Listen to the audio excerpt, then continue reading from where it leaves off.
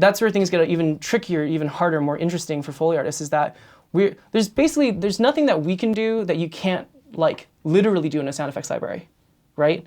Like, yeah, you can get a bunch of feet and cut them in. You can get a bunch of gun handling sound effects off the internet and cut those in.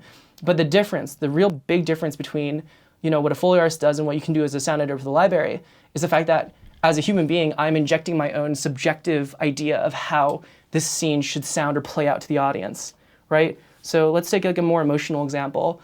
Let's say, what's the difference in sound quality between someone walking to school having just gotten accepted to Harvard versus someone walking to school having been rejected to Harvard? Like, that's very different emotional reality in the films you portray or the television shows or video games. There's a very different cadence to that.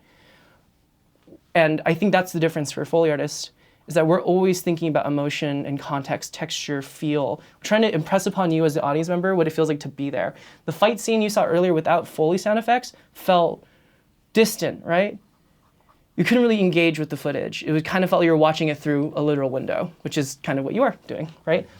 But when Foley's done right, first of all, you don't even know we were there.